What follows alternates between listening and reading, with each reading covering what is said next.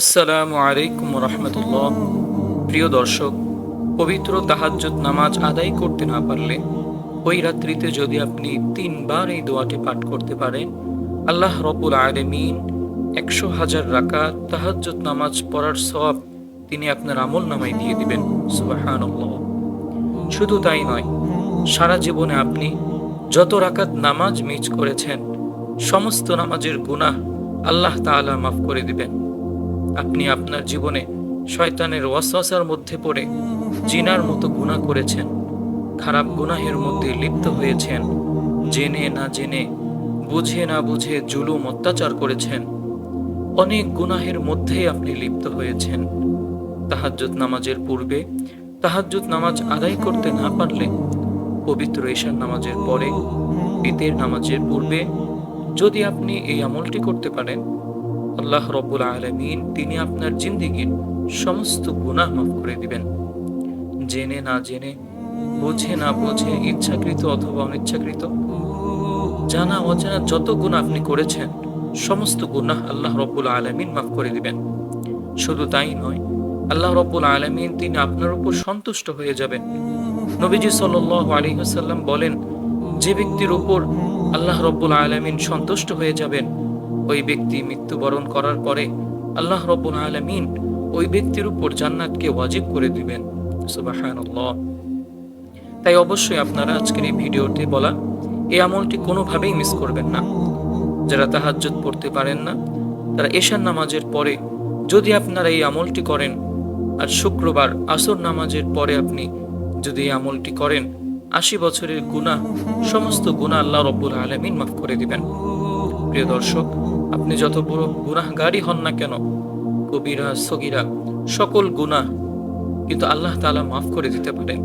শুধু আমাদেরকে একটি বার হাত তুলে বলতে হবে যে, হে আল্লাহ, তুমি আমাকে মাফ করে দাও। আল্লাহ তাআলার কাছে ক্ষমা না চাইলে, তওবা ইস্তিগফার না করলে আপনার গুনাহ কিন্তু মাফ হবে না। কারণ তিনি হচ্ছেন দয়াময়, তিনি হচ্ছেন গফফার, তিনি হচ্ছেন রহমানুর রহিম। এখন প্রশ্ন হচ্ছে, আপনি কোন আমলটি করবেন? যে আমলটি করলে তাহাজ্জুদ নামাজ পড়া ছাড়াও আল্লাহ রব্বুল আলামিন তিনি আপনাদেরকে নেকি দ্বারা ভরপুর করে দিবেন এবং তাহাজ্জুদ নামাজ পড়ার সমপরিমাণ সওয়াব আপনাদের আমলনামায় দান করবেন। সুবহানাল্লাহ। নবীজি সাল্লাল্লাহু আলাইহি ওয়াসাল্লাম বলেন, যে ব্যক্তি পবিত্র ঈশার নামাজ জামাতের সাথে আদায় করে, ওই ব্যক্তির জন্য মধ্যরাত পর্যন্ত নফল ইবাদত করার সমপরিমাণ সওয়াব তার আমলনামায় দেওয়া হয়। সুবহানাল্লাহ।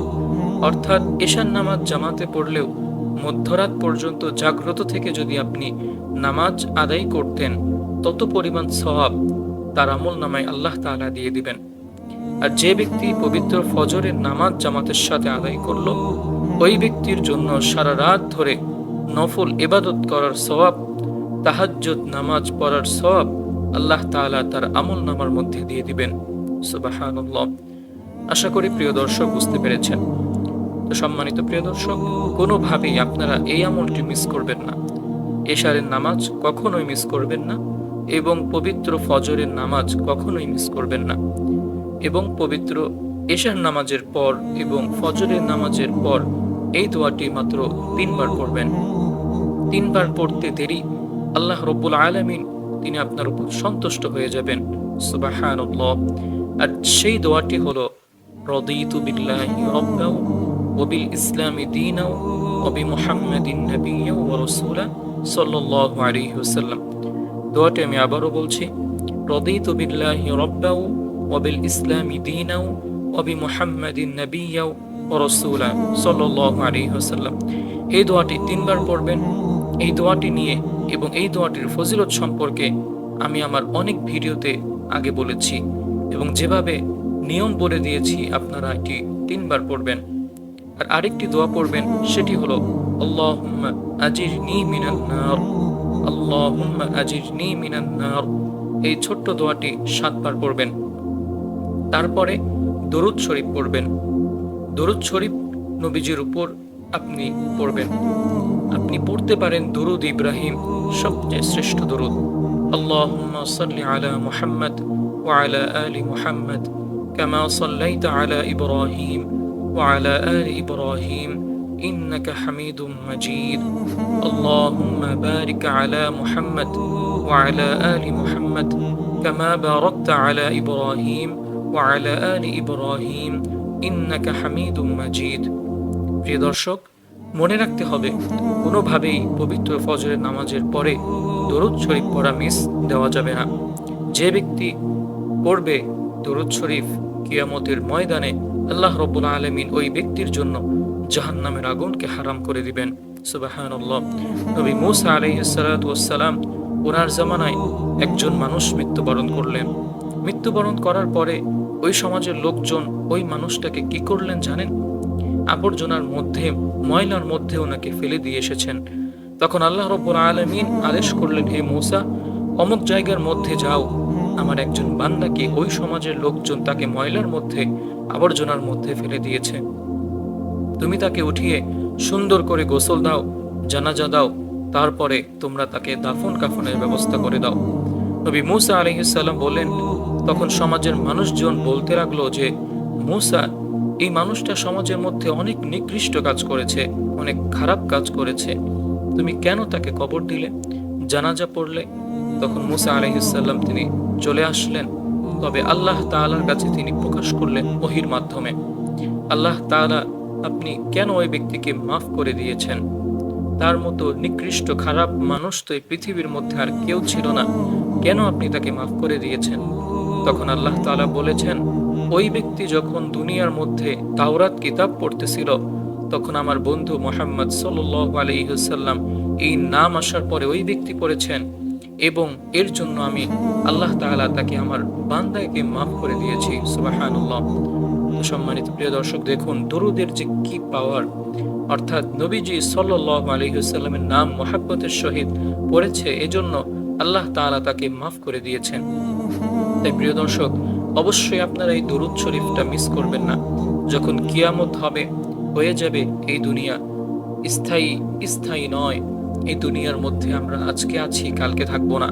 অনেক মানুষ দেখবেন আপনার বয়সে ছোট, কিন্তু এই ব্যক্তি মৃত্যুবরণ করেছে, কোনো কিছুই সে কবরের মধ্যে নিতে পারেনি, শুধু খালি হাতে কবরের মধ্যে আমরা সবাই যাব।